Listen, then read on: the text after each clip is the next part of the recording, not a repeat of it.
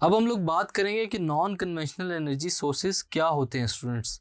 ये ऐसे सोर्सेज हैं जो कि रिवायती तरीके से नहीं पाए जाते, जिनको किसी ना किसी प्रोसेस के थ्रू परफॉर्म किया जाता है और उसके बाद हमें किसी भी फॉर्म के अंदर क्या मिल जाती है स्टूडेंट्स, एनर्जी मिल जाती है। Non conventional energy sources energy can be generally classified as non renewable and renewable.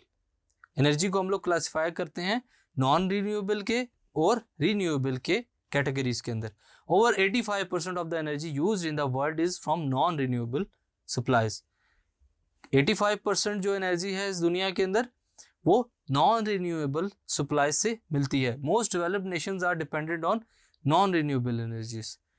जो डेवलप्ड नेशंस हैं वो क्या इस्तेमाल कर रही हैं, non renewable sources such as fossil, coal, oil and gas and nuclear power. These sources are called non-renewable sources because they cannot be renewed. इनको non renewable क्यों कहा जाता है स्टूडेंट्स? क्योंकि ये दोबारा रिन्यू नहीं हो सकते। The three main types of fossil fuels are coal, oil and natural gas. बात करते हैं कोल की। कोल is the most abundant fossil fuel in the world. ये ऐसा फॉसिल फ्यूल है जो कि दुनिया में कसीर तादाद में मौजूद है। With an estimated reserve 1 trillion metric tons, coal formed slowly over millions of years. Millions of years के slow process के बाद कोल अपने शक्ल इख्तियार करता है। From the buried remains of ancient swamp plants, के जो ancient swamp plants होते हैं पुराने ज़माने के, उनकी दफन होने के बाद और उनके गलने सड़ने के बाद जो हमें फॉसिल फ्यूल मिलता है उसमें कोल भी शामिल है। फिर आता है क्रूड ऑयल। क्रूड ऑयल और liquid petroleum is a fossil fuel that is refined into many different energy products. Crude oil को रीडिफाइंड किया जाता है डिफरेंट एनर्जी प्रोडक्ट्स के अंदर, जैसा कि गैसोलीन हो गया, petrol, diesel fuel, jet fuel, heating oil. उसके बाद बात करते हैं नेचुरल गैस की। Natural gas production is often a by product of oil recovery. ये क्या है कि ऑयल रिकवरी के साथ साथ एक बाय प्रोडक्ट है जो कि काम उसके इक्विवेलेंट ही करता है। As to commonly share underground reservoirs, के उसके साथ दो कॉमनली अटैच्ड रिजर्वायर्स मौजूद होते हैं जो कि गैस को एक्सट्रैक्ट करते हैं। Natural gas is a mixture of gases, the most common being methane.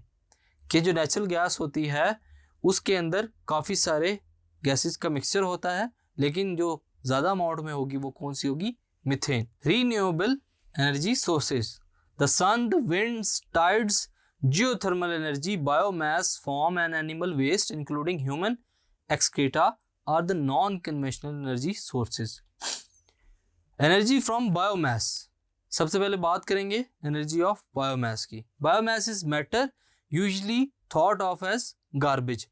ये क्या होता है जिसको हम लोग कूड़ा करकट भी कह सकते हैं। Some of it is just stuff lying around dead trees, tree branches, yard clippings, left over crops, wood chips and bark and sawdust from lumber mills.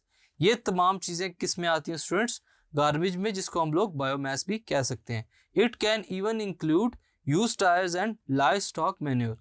ये तमाम चीज़ें, इनको किसी प्रोसेस के थ्रू जब गुजारा जाता है स्टूडेंट्स तो क्या होता है, हमारे पास बायोमास से एनर्जी हम लोग हासिल कर लेते हैं।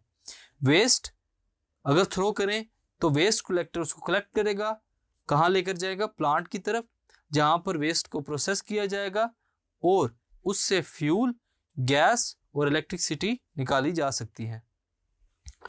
Electrical energy, electrical energy is not generally referred to as electrical energy for the lay person and is most commonly known as electricity। कि हम लोग इसको इलेक्ट्रिकल एनर्जी के बजाय इलेक्ट्रिसिटी के नाम से जानते हैं।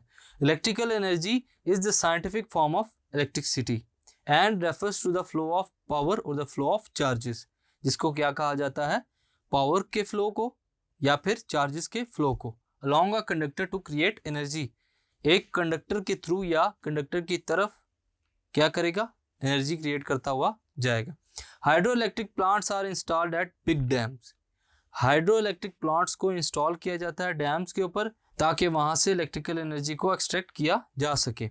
The big dams produces electric power in the range of thousand of megawatt, thousands of megawatts की रेंज के अंदर डैम जो हैं वो बिजली बना रहे हैं। Energy from waves, the oceans are vast and full of energy produced by the sun and wind. Oceans क्या हैं? बहुत ही उनका जो खुला एरिया है और उसके अंदर जो एनर्जीज है, उस एरिया के अंदर जो एनर्जी पाई जाती है स्टूडेंट्स, वो सन या विंड के थ्रू कैच की जा सकती है। This makes wave energy a potential power platform, के इससे क्या होता है? पोटेंशियल पावर प्लेटफॉर्म को हम लोग बना सकते हैं। Waves particularly those of large amplitude contain large amount of energies, जो ओशन के अंदर बड़ी बड़ी लहरें या वेव्स होती हैं, उससे हम लोग लार्ज अमाउंट में एनर्जी को बना सकते हैं। Geothermal energy, the source of geothermal energy is as a result of sun rays beating down on the land. ये कहाँ से आती है स्टूडेंट्स? सन की रेज जो कि अर्थ तक पहुंच रही हैं। The centre of the earth is approximately 4000 degree Celsius. अगर हम लोग अर्थ के सेंटर की बात करें तो सेंटर के अंदर 4000 डिग्री सेल्सियस के इक्विवेलेंट जो हीट है वो पाई जाती है। This tremendous amount of heat is capable of turning rocks into liquid. ये क्या कर सकती है? रॉक्स को लिक्विड में भी कन्वर्ट कर सकती है। This heat is able to warm the earth right up to the surface. इस हीट की वजह से जो सरफेस है वो भी वार्म हो सकती है। इसके बाद बात करते हैं स्टूडेंट्स न्यूक्लियर एनर्जी की। The sun and stars are seemingly inexhaustible sources of energy. That energy is the result of nuclear reactions. के जो सन है या स्टार्स हैं या कोई भी ऐसे प्लैनेट्स जिनको हम लोग नहीं जानते, उनके ऊपर मुसलसल न्यूक्लियर ब्लास्ट होते रहते हैं, जो कि एंशिएंट टाइम से ह्यूमंस के लिए इस्तेमाल की जा रही है। Tidal energy, tidal energy is the energy that could be obtained from the changing sea levels. Sea levels को अगर चेंज किया जाए, जैसा कि हम लोग देख सकते हैं कि उनके लेवल्स को अगर चेंज करते हैं हम लोग, तो क्या होता है? उससे जो एनर्जी प्रोड्यूस होती है स्टूडेंट्स, वो है tidal energy. Tidal energy is considered to be a renewable source. इसको रिन्यूएबल सोर्स भी कहा जाता है, since it only uses the energy from the changing of the tides. कि वो किससे एनर्जी हासिल करते हैं? जब टाइड्स चेंज होती है। इंस्टेंट ऑफ बर्निंग और consuming any form of energy, बजाय इसके कि वो कोई एनर्जी कंज्यूम करें या कोई भी चीज़ ऐसी जो कि हीट करने के बाद, जलाने के बाद कंज्यूम हो हीट की फॉर्म में, हम लोग क्या करते हैं? टाइडल एनर्जीज को टाइडल वेव्स के थ्रू हासिल कर सकते हैं, जो कि रिन्यूएबल सोर्स है। Solar radiation along with secondary solar resources such as wind and wave power. Solar radiation किसके साथ निकाली जा सकती है students? Secondary solar resources such as wind and wave power. Wind और वेव पावर क्या है? ये सेकेंडरी सोलर सोर्सेज हैं। Hydro electricity and biomass account for most of the available renewable energy on earth. ये तमाम क्या है?